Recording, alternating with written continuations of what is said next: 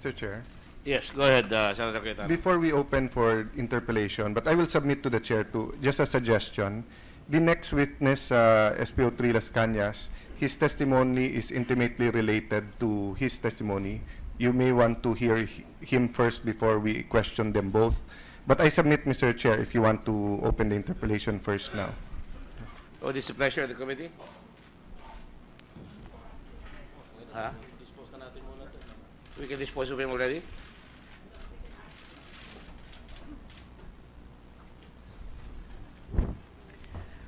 I would suggest, Mr. Chair, that we first ask questions to this resource speaker, or resource person. I would not want to call any Yes, of Your them as a Honor, I have witness. already opened the floor for questions. So if you have any questions. Because if Senator Alan would insist on that, I have a counter proposal that all of them should be placed here already. Should be allowed to face Senate, the committee already, so that we can throw questions to any of them. There is no proposition here. The proposition on the floor is that this is now the period of interpellation. So any senator who wants to interpellate the witness may do so at his or her own pleasure. Yes. You're willing I'm to to ask questions. Go ahead, please. You have the floor. Your 10 minutes starts now. Thank you. So inaamin niyo po na kilala niyo si Edgar Matubato. Opo, Your Honor.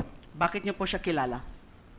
Nakilala ko siya dahil pinsan siya or cousins, nephew siya ng kasama kong pulis in 1992 sa San Pedro Police Station.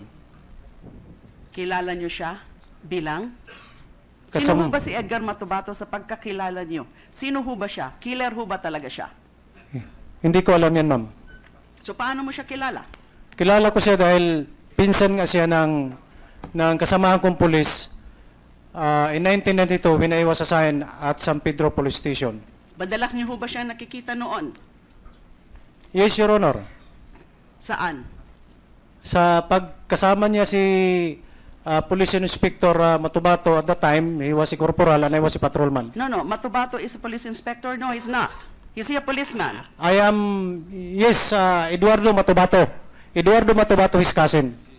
Si Eduardo Matubato. Hindi po si Edgar Matubato. Hindi. Hindi po police si Edgar Matubato. Excuse me. Please tell the committee, sino yung pulis na kamag-anak ni Matubato? He retired as Police Senior Inspector, Sino po yan? Mr. Chairman. Anong pangalan po? Eduardo Matubato or Edi Matubato. Yun yung pinsan. Yes, Pareho silang pangalan. Mr. Chairman. Si Ed... Edgar yung isa, ito Eduardo. Hindi, inuhuli ko lang. So, yung isa, si Edgardo, si Edgar, si Matubato. Yes, Mr. Chairman. Itong sinasabi mong pulis si Eduardo. Eduardo or Edi Matubato. Edi. Ay, mabutit nagkakaalaman tayo. Si Edgar Matubato ho mismo, hindi po siya police, di ho ba? Yes, Your Honor. Hindi mo siya kilala bilang killer? Hindi, Kasi Your Honor. inamin po niya, killer daw po siya. Hindi ko alam yun, Your Honor. So hindi mo siguro aaminin na merong Davao Death Squad. Hindi, Your Honor. Narinig niyo na ho ba yung Davao Death Squad? Narinig, Your Honor. Paano mo naririnig yung tungkol sa Davao Death Squad? Kasi yung mga media doon, sila ang nagsasabi na death squad. Pag may namamatay sa Davao, sabi nila death squad. Dati ho kayo sa Civil Security Unit, di ho ba? Civil Security Unit.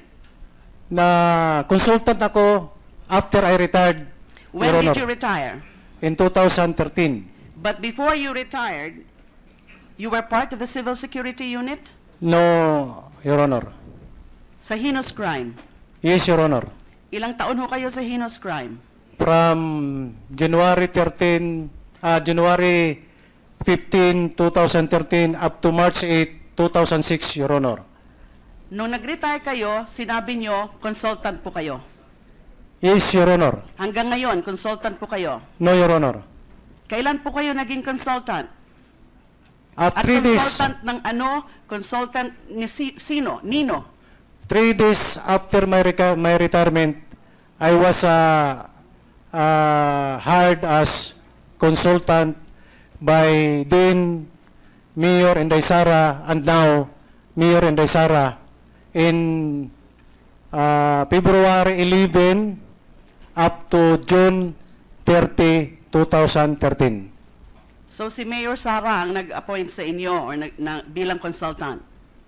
Yes, Your Honor. How about si Mayor Rodrigo Duterte, now President Duterte? Siyempre po, kilala po kayo ng husto ni President Duterte. Yes, Your Honor. Hindi ho siyang kumuha o nag-recommend kay Mayor Sara na maging consultant kayo after you retired? I don't know, Your Honor, because it was Mayor Sara who called me up.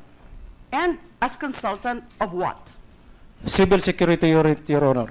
But you were never part of the Civil Security Unit, as you said. Only when I was hired, Your Honor. Hired as consultant Yes, Your Honor. because you denied that you were employed or you were connected with Civil Security Unit. I said, when I was as member of the PNP, I was not assigned as Civil Security Unit. You were never assigned to the Civil Security Unit, but you were hired as a consultant after you retired to that unit or of that Civil Security Unit, right?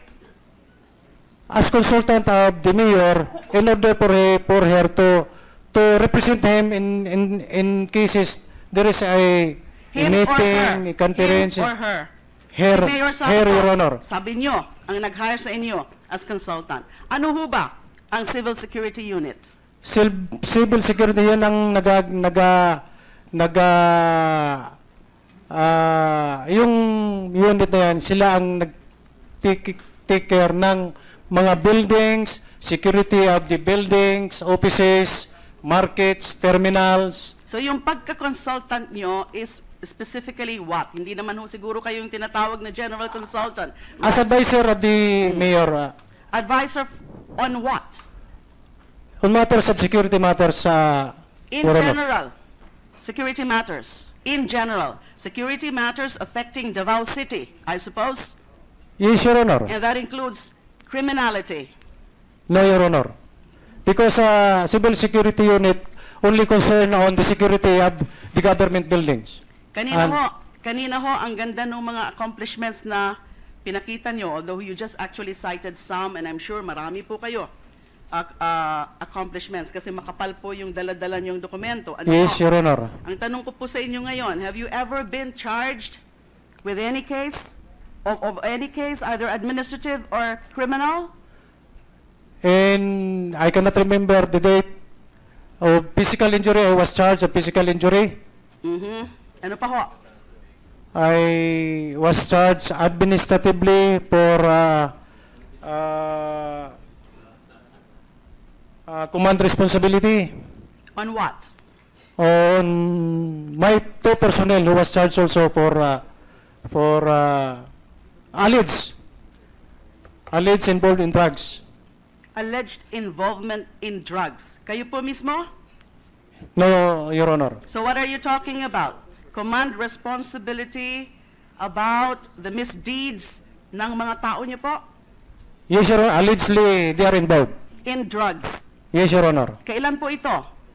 In 2000, I cannot remember when I was still as the chief of the Heinous Crime.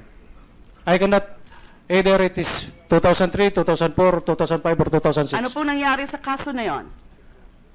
All were dismissed and they are, the case was dismissed against all of my personnel and How about including you? You me. mentioned something about command responsibility. So you were charged because of command Administratively, Your Honor. administratively. So saan po final yung kaso? At first, the law and order in the Davao City Police Office, and again, it was elevated to the Ombudsman. So ano po nangyari? And Na-dismiss finally, po at the kayo yung Ombudsman, it was dismissed.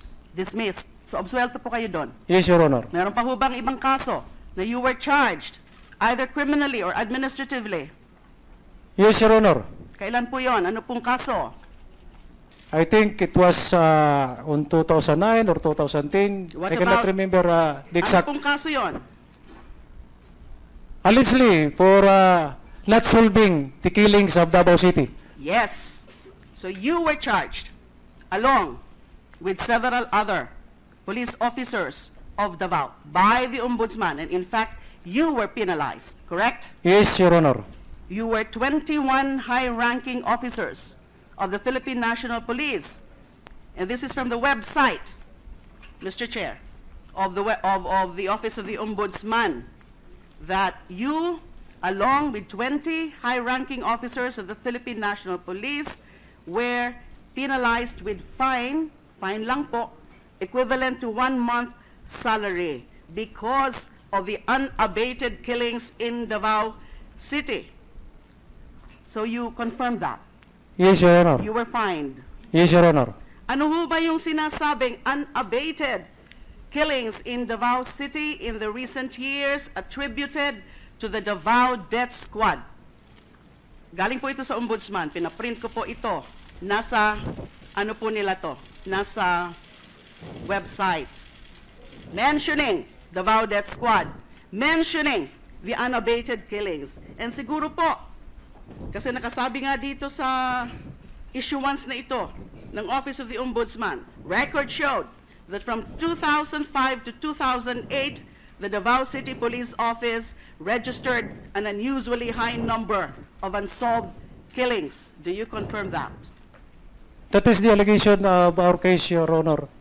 And further, in this issuance of the Office of the Ombudsman, it is said the perpetrators of these executions were usually 2 motorcycle riding gunmen, and the killings were mostly drug-related. The OMB Moleo fact-finding team reported that in 4 years, there were 720 persons murdered, 97 in 2005, 165 in 2006, 199 or 199 in 2007, and 259 in 2008. Tama po ba itong statistics na ito na nalaman, nakuha ng Office of the Ombudsman, Moleo? Hindi ko alam, ma'am. Hindi ho ba kasama kayo sa heinous crime section? Pakisabi nga huli sa amin, ano ho ba mga klaseng kaso? Yung mga inimbestigahan nyo kung meron man nung kayo ay nasa this, whatever it is, this heinous crime section. Napakaganda ng pangalan, heinous crime section. Murder should be heinous crime. There are 727 cases of murder, or 720 persons murdered, according to OMB Moleo fact-finding team, in just 4 years. Did you investigate those? Your Honor, if may I say, before that, I would like to talk to my lawyer. Go ahead.